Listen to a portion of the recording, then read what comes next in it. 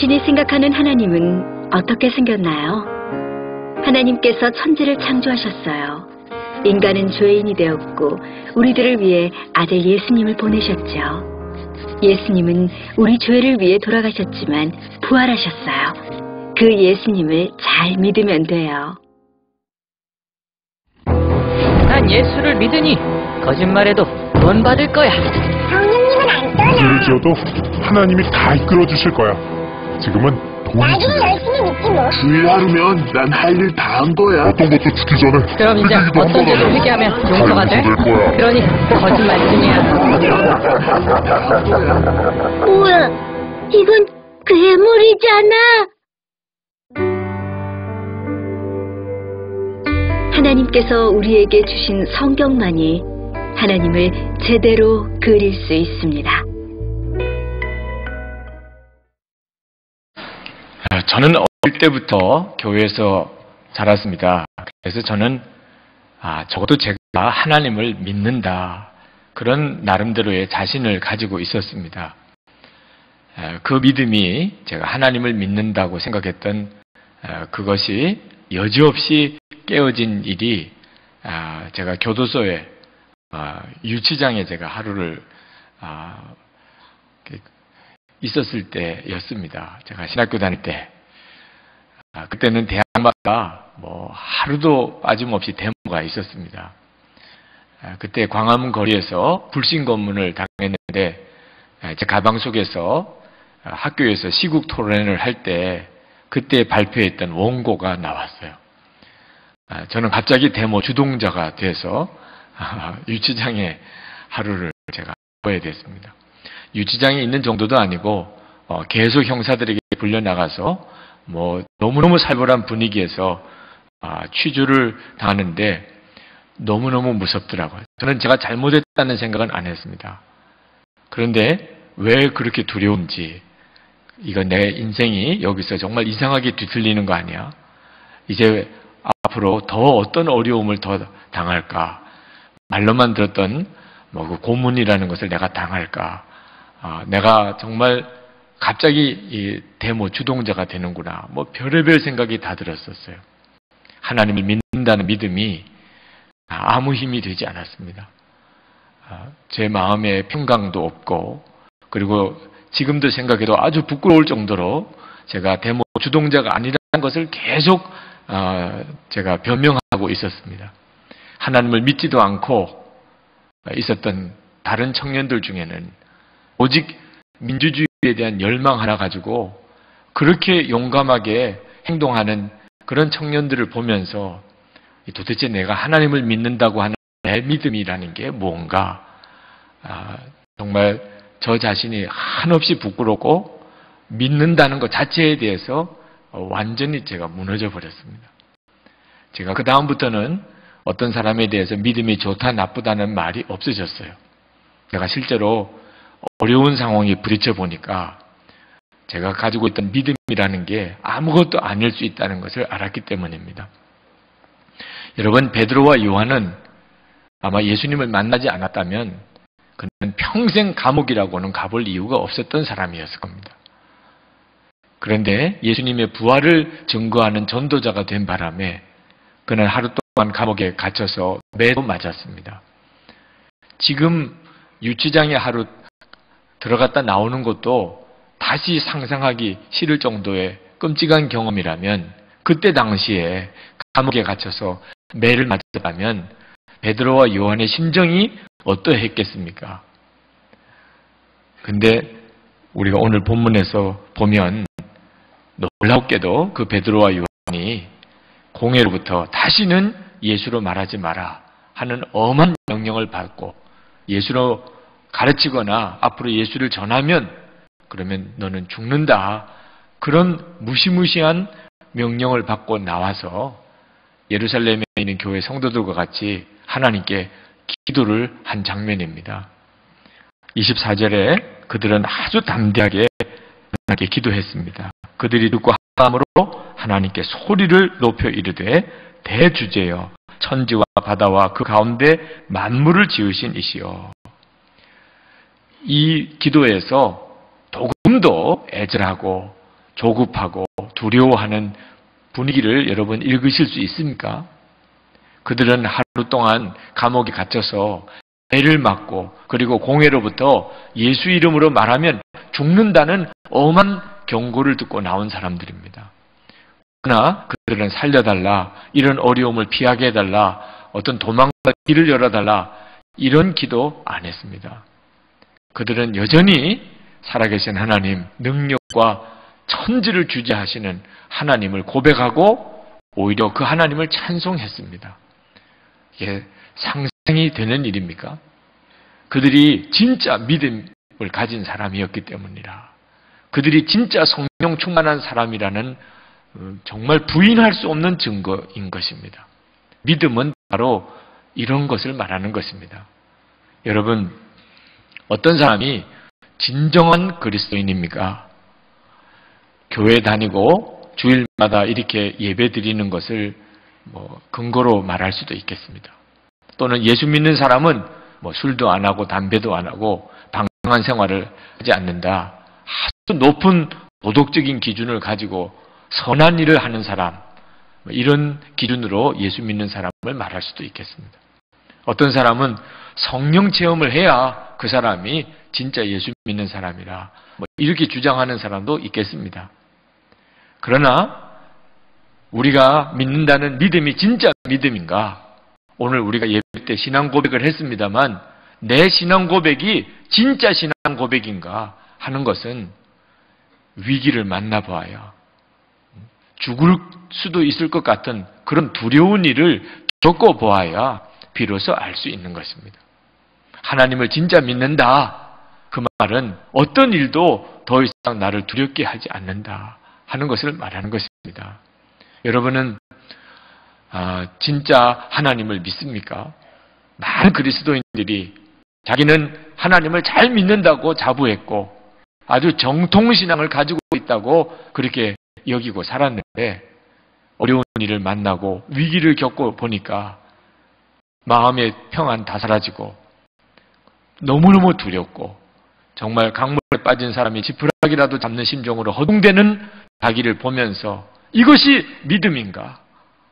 하나님을 믿는다는 내가 왜 이런가? 자기 믿음에 대한 처절한 좌절을 경험하는 이들이 있더라 그 말입니다. 여러분, 오늘 말씀을 통해서 우리는 우리 자신이 진짜 믿음을 가지고 있는 사람인가를 돌아보아야 합니다. 속담에 어려울 때 친구가 진짜 친구라 하는 말이 있지 않습니까? 이건 신앙을 향하여 정말 해당되는 말씀입니다. 어려울 때 믿음이 그것이 진짜 믿음인 것입니다. 말할 수 없는 어려움이 닥치고 모든 길은 막히고 누구의 도움도 받을 수 없는 그와 같은 처지에 내가 있다 하더라도 여전히 내 마음은 평안하고 하나님을 향하여 내가 감사를 드릴 수 있다면 그는 믿는 사람이지요. 다 죽여 없애버리겠다는 위협을 받았을 때 사도들은 그런 믿음을 가지고 있었고 여전히 그렇게 기도했습니다. 그들의 기도에 하늘의 권능이 임했어요. 그들이 기도하고 그곳이 진동했다고 성경은 말합니다. 31절에 빌기를 다음에 모인 곳이 진동하더니 무리가 다 성령이 충만하여 담대히 하나님의 말씀을 전하니라. 우리가 예수를 믿으면 이렇게 믿어야 하는 거구나 하는 말씀을 오늘 읽은 것입니다. 제2의 성령 강림 사건이라고 말해지는 역사가 이때 나타났어요. 사도들이 다시 한번 더욱 성령이 충만해졌습니다. 자, 사도들이 도대체 어떻게 기도하였기에 그런 역사가 일어난 것인가? 그들은 환난 중에도 말할 수 없는 핍박을 받는 중에도 그들은 하나님은 여전히 천하 만물을 주재하시는 하나님이시라. 그들은 그렇게 고백하고 찬양했습니다. 여러분, 나 죽고 예수로 사는 사람이 아니라면 이건 있을 수가 없는 일이에요. 죽임의 위협 앞에서 여전히 하나님을 찬양하고 하나님은 천지를 주재하시는 분이라고 그렇게 고백할 수 있는 믿음이 누구에게나 있는 믿음이 아닙니다. 이미 예수님과 함께 나 자신이 십자가에 완전히 처리되고 이제는 예수님으로 정말 사는 것에 대해서 분명한 성도만이 그의 처지와 형편이 어떠하든지 하나님은 천하 만물을 다스리신 하나님이시고 하나님 그 이름이 영광을 받으시옵소서, 이런 고백이 나오는 것입니다. 사도들이 믿었던 하나님은 철학자들이 믿은 하나님이 아닙니다. 어떤 막연한 개념을 가지고 하나님을 믿지 않았고 그들은 기도할 때 막연한 대상을 생각하면서 하나님께 기도하지 않았습니다. 사도들은 하나님은 지금도 정말 살아계시고 자기들과 함께 계시고 그 하나님은 천지 만물 우주를 움직이시는 하나님이시라는 것을 분명히 알았습니다. 그런 확신을 가질 수 있었던 것은 그들이 성령 충만한 상태에 있었기 때문입니다. 어떤 이들은 기독교 복음의 목적이 무엇인가 라고 말할 때 속죄의 확신을 갖는 거다, 이렇게 말하시는 분들이 있습니다. 그건 아주 틀린 말은 아닙니다. 그러나 여러분 정확히 아셔야 합니다. 기독교 복음의 목적은 단순히 속죄의 확신을 갖는 정도가 아닙니다. 그것은 한 단계에 불과한 겁니다.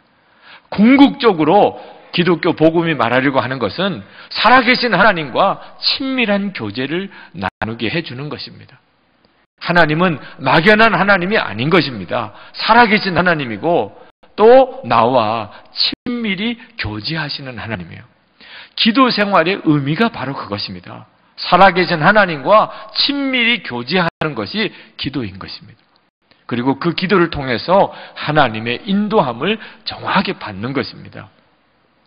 사도들은 살아계신 하나님이 자신과 함께 계시다는 것을 분명히 알았기 때문에 무시무시한 사내들인의 그 위협 앞에서도, 헤롯 왕과 총독 빌라도의 위협 앞에서도 그들은 조금도 마음이 흔들림이 없었어요.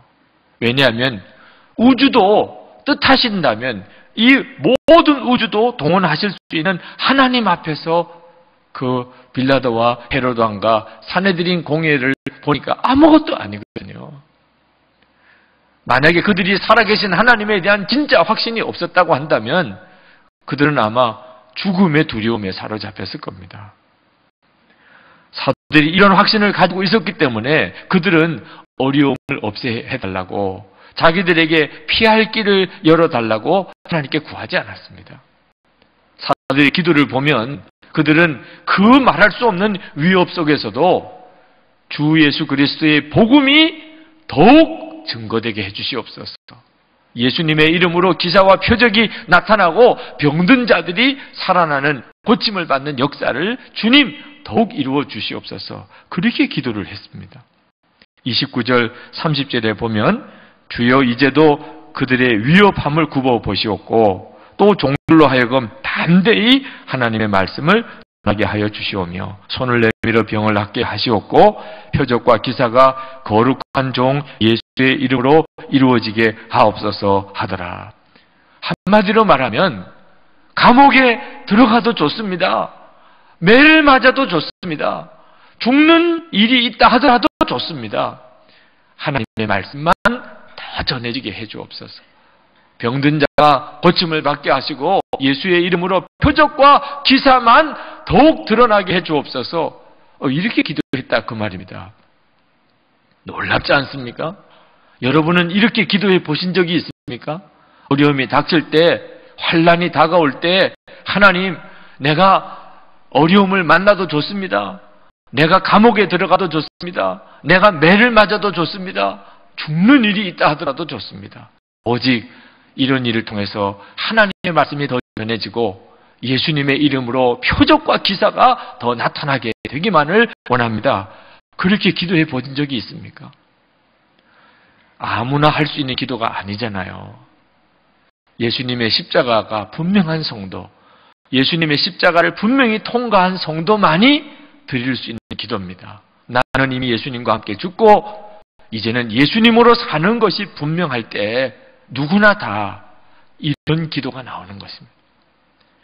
이렇게 기도할 때 하나님이 역사하셨어요. 그 땅이 진동하는 역사가 일어났습니다. 저는 설교 준비하면서 크게 깨달은 것이 하나 있습니다. 그것은 악한 자가 물러가게 해주십시오. 환난이 내게서 떠나게 해주십시오. 그런 기도는 하나만한 기도라는 거예요. 절대로 그런 일이 일어나지 않습니다. 이 땅에 악한 자가 사라지고 환난이 우리 예수 믿는 성도에게 닥치지 않는 그런 때는 마지막 심판의 때밖에 없습니다. 마지막 심판의 때에는 악한 자는 이제 다 사라지고 성도들에게 더 이상 환난이 없습니다. 그러나 지금은 성도들에게도 환난이 오고 악한 자는 여전히 있습니다.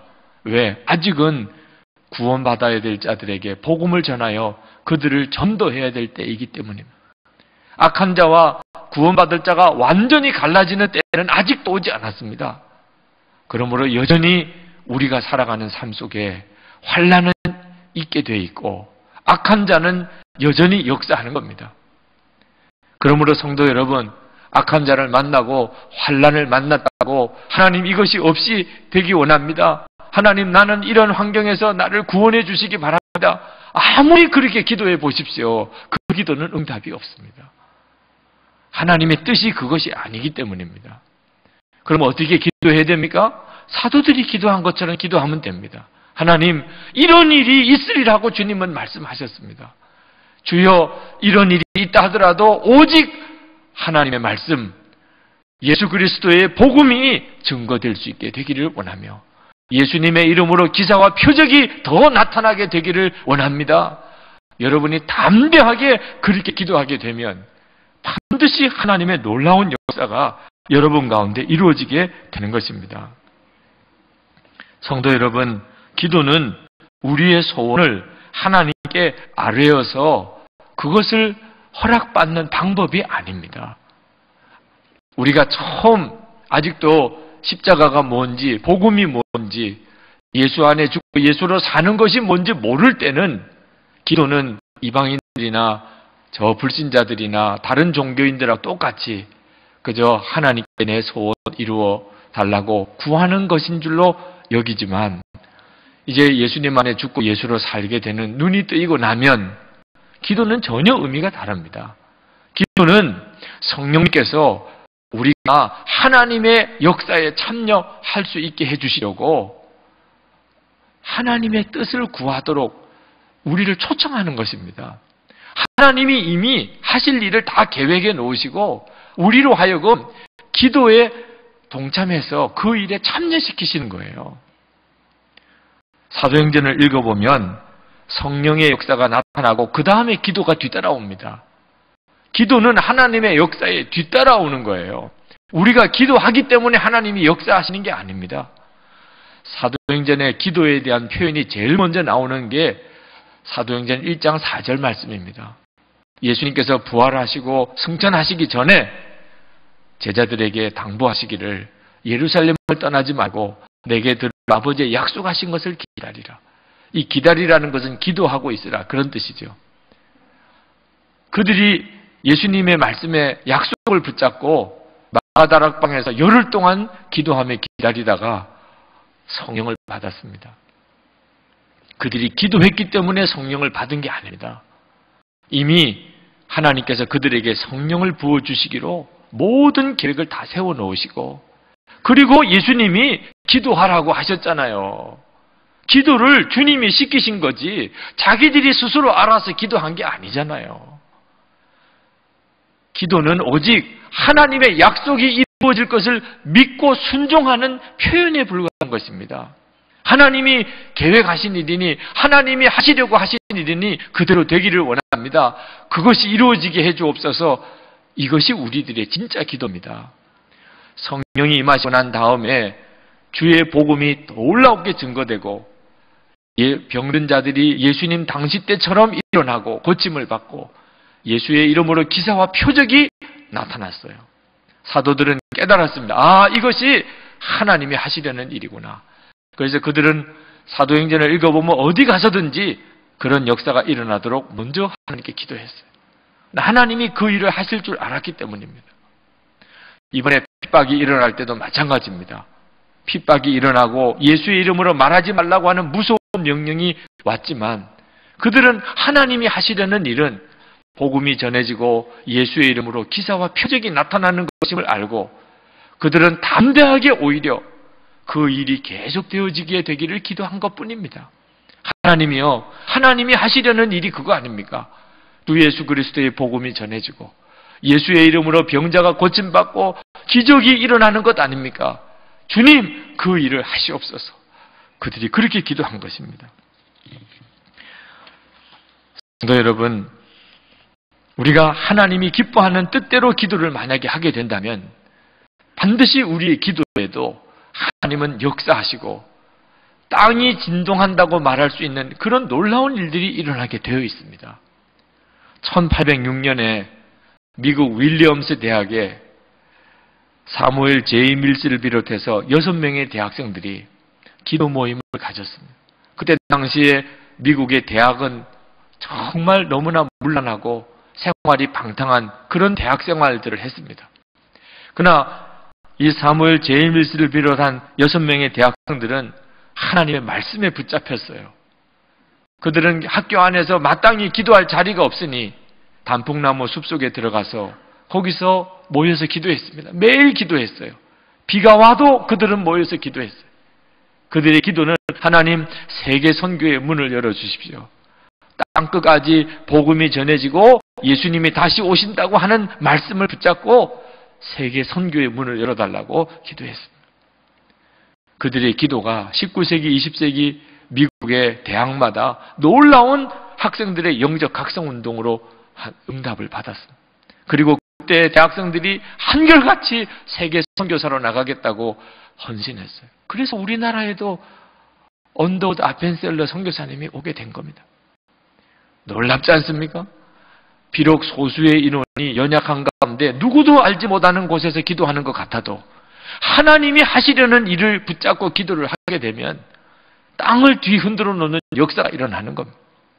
1904년에 영국 웨일즈의 탄광촌에서 그 갱도 안에서 광부들이 모여 기도를 했어요. 에반 존 로버트를 중심으로 해서 탄광 노동자들이 영적 부흥을 주시옵소서. 하나님 우리에게 부흥을 주시옵소서. 그렇게 기도했습니다.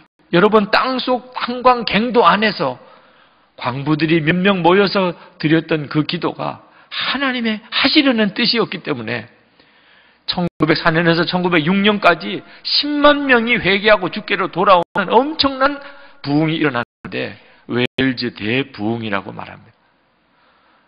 이건 놀랍지 않습니까? 여러분, 우리가 한 번 생애를 산다면 이렇게 하나님 앞에 쓰임 받아야 하지 않겠습니까? 우리의 기도에 땅이 진동하는 역사가 어떻게 일어납니까? 하나님이 하시려는 일을 기도하는 것입니다. 하나님이 하실 그 일을 하시옵소서. 제가 안산에서 목회할 때 청년들을 따로 교회를 독립시켜서 젊은이 교회를 세웠습니다. 그 젊은이 교회 창립 예배를 드릴 때 한 청년이 간증을 했습니다. 제가 처음 청년부에 올라왔을 때 몇 안 되는 언니 오빠들과 토요 예배를 준비하시는 전도사님을 보면서 참 썰렁했었습니다.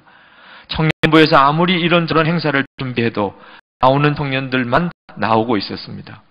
저는 학교에서 여의도 순복음교회 소속 기독 동아리에 가입을 했습니다. 그러면서 주님을 향한 청년들의 뜨거운 사랑을 볼 수 있었습니다. 교회를 위해 헌신하고 지체들을 섬기고 자기의 것들을 드리는 그들이 부러웠습니다. 순복음교회 청년 금요철라도 따라가 많은 젊은이들의 뜨거운 열정도 보았습니다. 정말 은혜로웠습니다. 그러나 토요일과 주일에 우리 교회에 와보면 참 안타까웠습니다. 아니, 화가 났습니다. 왜 우리 교회 청년들은 이 모양일까 하고요. 그때 저를 양육해주던 언니가 이렇게 말해 주었습니다. 이런 모습들을 보고 안타까워하거나 화만 낼 것이 아니지 않니? 우리는 우리 교회 청년들에게도 그런 부흥이 임하기를 기도해야 하지 않겠어? 그때서야 전 저의 잘못을 깨달았습니다. 그리고 기도했습니다. 우리 교회 청년들도 순복음교회 청년들만큼 부흥하고 주님을 향한 비전을 품게 해달라고요. 어제 젊은이 예배가 창립되었습니다. 어제까지도 전 이것이 하나님의 응답이라는 것을 몰랐습니다. 그런데 오늘 아침 갑자기 깨달았습니다. 하나님께서 우리 교회 청년들을 부흥시키시려고 우리에게 기도하게 하셨다는 사실을, 그리고 우리의 기도에 응답하셨음을 깨달았습니다. 여러분, 기도는 우리가 하나님께 뭘 조르는 게 아닙니다. 하나님이 하시려는 엄청나고 놀라운 일들을 성령께서 우리의 마음에 기도할 제목으로 부어주셔서 하나님의 뜻이 이루어지게 해달라고 하나님께 올려드리는 게 우리의 기도인 것입니다. 그러므로 여러분, 기도할 때는 언제나 하나님의 뜻을 구하는 기도가 필요합니다. 하나님의 뜻을 알지 못하면 그 기도는 아무 의미가 없습니다. 하나님의 뜻을 알고 난 다음에야 우리의 기도는 제대로 된 기도가 되기 시작하는 것입니다. 성령을 받았다고 다 하나님의 뜻을 잘 깨닫는 것은 아닙니다.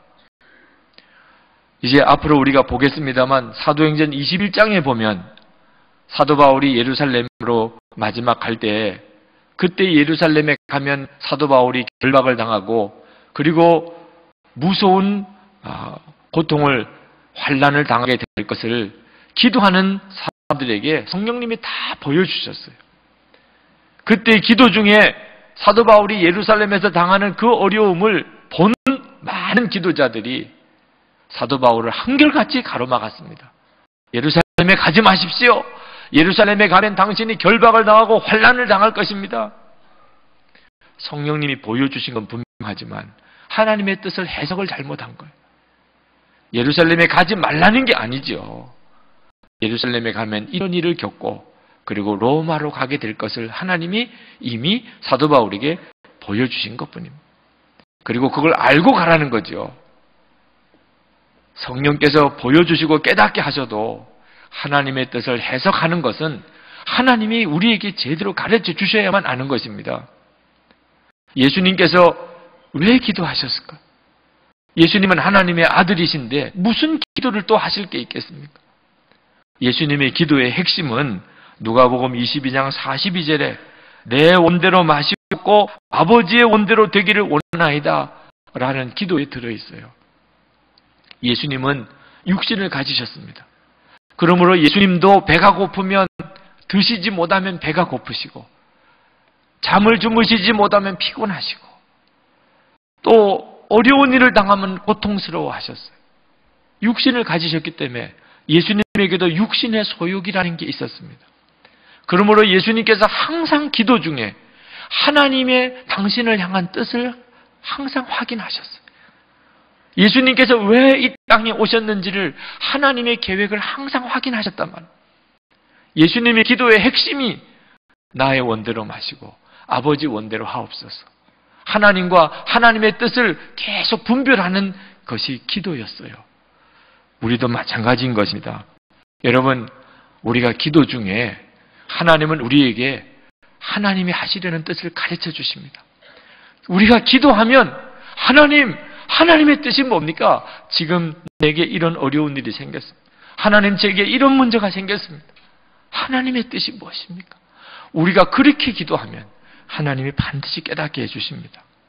25절에서 28절까지 말씀해 보면 사도들이 그 무서운 환난을 당할 때 성령께서 사도들에게 깨우쳐 주셨어요. 시편 2편의 다윗의 시를 통해서 예수 그리스도의 복음이 전해질 때 권세자들이 다 한마음이 되어서 예수 그리스도의 복음을 전하지 못하도록 가로막게 될 것이라고 이미 다윗이 예언을 해놓으셨어요. 성령님이 그것을 깨닫게 하신 거예요. 사도들이 그것을 깨닫고 난 다음에 그렇다면 하나님 이제 제가 더 문제될 게 없습니다. 이런 일이 벌써 있으리라고 말씀하셨군요. 세상의 모든 군왕들과 권세자들이 예수님의 십자가 복음이 전해지지 않도록 가로막을 일이 일어날 것이라고 이미 말씀하셨군요, 하나님. 그렇다면 하나님, 이제 이런 일이 일어나고 있는 것을 하나님이 보실 터이니 하나님의 말씀이 더 증거되기 원합니다. 병든 자가 고침을 받으며 예수님의 이름으로 기사와 표적이 더 놀랍게 일어나게 되기를 원합니다. 그렇게 그들이 기도한 겁니다. 우리가 정말 예수님이 우리의 주님이시라고 믿게 되고 그래서 기도하게 되면 이런 일이 왜 일어나나요? 하나님 이런 어려움 좀 없게 해주세요. 이런 기도가 다 사라집니다. 하나님 이 일을 통해서 하나님 하실 일이 뭡니까? 그것만 묻게 되는 거예요. 제가 어느 중소기업에 매주마다 가서 예배를 드렸던 적이 있습니다. 그 회사가 몇 년 동안의 부도 위기에 몰려 있었습니다. 집사님이신 서울의 큰 교회 집사님이신 그 회사 사장님, 어느 날 예배드리러 갔더니 사무실에서 저를 만나자고 그러시더라고요. 그러시면서 하시는 이야기가, 저는 그동안에 왜 나는 나름대로 기도한다고 했는데 이런 어려움이 우리 회사에 계속되는가 생각해 왔습니다. 그런데 하나님께서 이번 주간에 저에게 깨닫게 하셨습니다. 그동안에 내 기도는 계속해서 내 사업만을 위한 기도였습니다. 이제야 저는 하나님께서 무엇을 더 원하시는가 하는 것을 생각하게 되었습니다. 저는 이제부터 하나님께서 저에게 뭘 하기를 원하십니까? 그것만을 기도하려고 합니다. 하나님께서 그 분에게 허락하신 역사가 너무 귀해서 그분을 위해서 정말 간절히 기도해 드렸습니다. 그리고 난 다음에 얼마 안 가서 그 회사가 운명이 완전히 달라져 버렸어요. 그전에는 두려운 마음과 염려 때문에 회사 일을 처리해 나갈 때 하나님 뜻대로 하지 못한 일이 많았다는 겁니다. 그런데 하나님의 뜻이 뭡니까? 하나님이 뭘 하기를 원하십니까?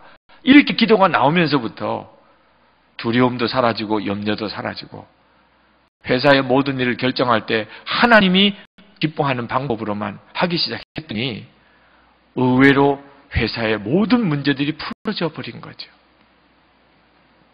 감리교 목회자 기도 모임에서 어느 목사님이 애통함으로 고백을 했습니다. 저는 지금까지 주의 종이라고 하면서도 주님의 기쁨에 대해서는 생각지 않고 나의 기쁨만 구하고 있었습니다. 종은 자기가 하고 싶은 일을 하고 자기가 가고 싶은 곳에 가는 것이 아니라 주님이 필요하신 곳에 가고 주님이 안타까워하시는 곳에 일해야 한다는 것을 이제야 깨달았습니다. 종이 기쁜 것이 아니라 주님이 기뻐야 합니다. 내가 기뻐할 것이 아니라 주님이 기뻐하시면 된다는 걸 깨닫고 기도하니 모든 것이 다 달리 보였습니다. 여러분, 기도가 제대로 나오기 시작하면 모든 게 다 달라집니다. 오직 하나님의 뜻만 구하면 나는 어떻게 됩니까? 이건 정말 모르고 하는 이야기예요. 여러분, 내 뜻이 이루어지기를 구하지 않고 하나님의 뜻이 이루어지기를 구하는 자가 가장 놀라운 축복을 받은 사람입니다. 자아가 죽지 않은 사람은 절대로 이런 기도를 못합니다. 내 자아가 십자가에 죽지 않은 사람은 계속 기도를 하면 시작부터 끝까지 해결해 주세요, 도와주세요, 풀어주세요. 그 기도밖에 안 나옵니다. 그렇게 기도하고 난 다음에 맨 마지막에 구하지 않은 것까지 다 이루어 주실 줄 믿습니다. 이렇게 해야만 마음이 안심이 돼요. 자기가 안 죽은 사람은 그 기도의 범위를 벗어나지 못합니다. 이런 기도가 가장 불쌍한 기도입니다. 믿음이 없는 기도요. 그러니 능력도 없고 응답도 없는 기도이기 때문입니다. 여러분, 우리의 소원보다 하나님의 뜻이 훨씬 놀랍다는 사실을 아셔야 합니다. 에베소서 4장 20절에 하나님을 말씀하기를 우리가 구하거나 생각하는 모든 것에 더 넘치도록 능히 하시리라고 말씀하셨어요. 하나님은 우리가 구하고 생각하는 것보다 훨씬 더 넘치게 역사하신 하나님입니다. 미국의 유명한 교회 세들백 교회 릭 워렌 목사님, 그 목사님은 언젠가 설교 중에 그런 설교를 하신 것을 들었습니다.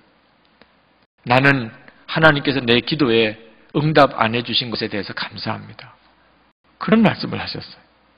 제가 학생 때 결혼하게 해달라고 하나님께 간절히 기도하던 여학생이 있었습니다. 저는 지금 그녀와 결혼하지 않은 것을 너무나 기뻐합니다. 저는 여러 번 생각했었습니다. 하나님, 지금쯤은 그것을 응답받아야 합니다. 그러나 뒤를 돌아보니 저는 그때에 그것을 응답받아서는 안 되었었습니다. 만약 제가 그것을 그때 받았더라면 저에게 말할 수 없는 손해였을 것입니다. 그러나 저는 기다렸기 때문에 그 응답이 너무나 크고 좋았습니다. 여러분, 내 뜻이 이루어달라고 기도하는 기도는 불쌍한 기도요. 그리고 절대로 응답받을 수 없는 기도요. 아무런 권능이 나타나지 않습니다. 솔로몬이 하나님 앞에 기도하다가 무엇을 내가 너에게 해줄까 그런 질문을 받았을 때 솔로몬은 하나님께 자기를 위해서 아무것도 구하지 않았기 때문에 그는 엄청난 복을 받은 사람이에요. 열왕기상 3장 10절부터 13절까지 말씀을 보면 거기에 하나님이 솔로몬의 기도에 대해서 이렇게 말합니다. 내가 자기를 위하여 구하지 아니하며 부도 구하지 아니하며 자기 원수 생명 멸하기도 구하지 아니하고. 너는 구하지 않는구나. 이것도 구하지 않고 저것도 구하지 않고. 그렇기 때문에 내가 너의 구하지 아니한 부와 영광도 내게 주노니 내 평생에 열왕 중에 너와 같은 자가 없을 것이라. 세상에 여러분 이런 말씀이 성경에 있다 그 말입니다. 자기를 위해서 부도 구하지 않고 원수의 생명도 구하지 않고 그리고 자기를 위해서 어떤 것도 구하지 않고 오직 그저 사명 하나 위해서 기도했던 것 때문에 솔로몬은 인류 역사상 그 어떤 누구도 누리지 못했던 부귀영화를 다 누렸어요. 우리가 하나님의 뜻이 이루어지이다라고 기도하지 않는다 해도 하나님은 당신의 뜻을 이루시겠죠. 다른 사람의 기도를 쓰셔서 이루실 겁니다. 우리는 구경꾼밖에 안 되겠죠. 이게 제일 불쌍한 겁니다. 하나님의 역사가 나타날 때 구경꾼밖에 안 된다는 것. 우리가 하나님의 뜻이 이루어지기를 원하는 기도를 하나님께 올려드리면 우리는 하나님의 역사의 중심에 서게 되는 것입니다. 캐나다 토론토에 가면 The People's Church라고 하는 세계에서 한때 제일 큰 교회가 있습니다. 오스왈드 스미스 목사님, 그 목사님이 담임하셨던 교회. 이 오스왈드 스미스 목사님의 30세 생일이 됐을 때 그가 성령의 감동으로 하나님께 기도합니다. 하나님의 마음에 합한 목사가 되기를 원합니다. 다른 어떤 것도 구하지 않고 오직 하나님의 마음에 합한 목사가 되기를 원합니다. 그리고 그는 평생 그 기도만 했습니다. 하나님의 마음에 합한 목사가 되기 원합니다. 아무것도 구하지 않았어요. 그런데 오스왈드 스미스 목사님의 목회가 끝나고 보니까 그는 세계에서 가장 유명한 목사였고 그리고 그가 섬겼던 교회는 세계 최대의 교회였습니다. 제가 처음 나를 위한 기도를 버리고 하나님의 뜻만을 구하는 기도를 드렸던 때가 제가 장애인이 될 뻔했던 그런 심각한 상황에서 군인병원 수술 대기실에서 하나님께 드렸던 기도입니다. 저는 그날 저 자신의 죄인됨과 예수님의 구주되심을 알았어요. 제가 거듭난 날입니다. 그리고 제 마음에 기도가 바뀌었어요. 여러분, 역사가 일어나려면 기도가 바뀌어야 돼요. 기도가 바뀌었어요. 하나님, 수술이 잘 되어서 내가 절지 않게, 다리를 절지 않게 해달라는 기도를 버렸습니다. 하나님, 내 오른쪽 다리 하나님께 바치겠다고 그랬어요. 두 다리 멀쩡한 것보다 훨씬 더 좋은 것을 보았기 때문에, 진짜 소원을 붙잡을 수 있었기 때문이에요. 그것은 하나님 앞에 섰을 때 하나님 한마디만 듣고 싶습니다. 수고했다 내 종아. 하나님 그 말씀 한마디만 들을 수 있으면 하나님 저 다른 소원 없습니다. 엄청나게 울었어요. 슬퍼서 운 게 아니었습니다. 제게 너무나 놀라운 것을 발견하게 해주신 하나님께 감사해서 울었어요. 그리고 그 기도가 나의 축복이 되었습니다. 성도 여러분, 지금 우리에게 어떤 기도가 필요합니까? 오직 주님의 뜻이 이루어지기 원합니다. 그것밖에 없어요. 그 속에 다 있어요. 놀라운 기적이 있어요. 환난과 어려움이 우리 눈앞에 와도 우리의 기도는 오직 하나입니다. 이 일을 통하여 주님의 뜻이 무엇입니까? 주의 복음이 증거되고 예수의 이름으로 표적이 나타나기 원합니다. 우리 그렇게 기도하십시다. 우리 이 시간 다 같이 기도하겠습니다. 하나님, 내 인생에 지금 내 문제 속에 주 예수 그리스도의 복음이 증거되고 예수의 이름으로 표적이 나타나기만을 원합니다. 다 같이 통성으로 기도합니다. 은혜와 사랑에 충만하신 아버지 하나님, 놀라우신 하나님의 은혜를 감사합니다. 아버지 하나님, 우리의 눈앞에 하나님 눈앞이 캄캄할 정도로 어려움이 많지만 아버지 하나님, 우리의 귀에 아버지 하나님, 우리의 심령이 골수가 하나님 하나님 쫄아들고 흔들리는 하나님 어려운 이야기, 위협이 하나님 우리에게도 들려오지만 이 시간에 주님, 주의 성령님의 역사하심을 간과함 우리의 마음의 깊은 곳에 임하시고 주님 역사하시고 하나님 붙잡아 주옵소서. 나의 하나님, 우리의 마음 안에 담대함을 주옵소서. 하나님, 나의 생명이 되신 예수님, 주님 앞에 우리가 더욱 담대하게 서게 해 주옵소서. 하나님, 우리가 원하는 것은 오직 우리를 통하여 하나님의 말씀, 생명의 복음이 증거되고 예수님의 이름으로 기사와 표적이 나타나 주의 영광이 나타나는 것뿐입니다. 아버지 하나님, 사랑하는 성도들의 마음을 주에 사로잡아 주옵소서. 아버지 하나님, 역사하시고 축복하시고 기름 부어 주시기를 원합니다. 영광과 존귀와 찬송을 하나님 오직 받으소서. 하나님, 나의 하나님 앞에 간구함, 아버지 하나님 앞에 맡겨드립니다. 주님의 역사하심을 더욱 의지합니다. 아버지 하나님, 들어주소서. 기름 부어주소서. 주님 축복해 주소서. 행하신 손에 권능의 손이 하나님 같이 해주시기를 주님 간절히 기도하고 소원합니다. 놀라우신 나의 하나님, 들어주시기를 원합니다. 주신 은혜를 더하여 주옵소서. 역사하시고 하나님 들어주소서. 아버지 기도해 주시기를 원합니다. 사랑이 많으신 하나님,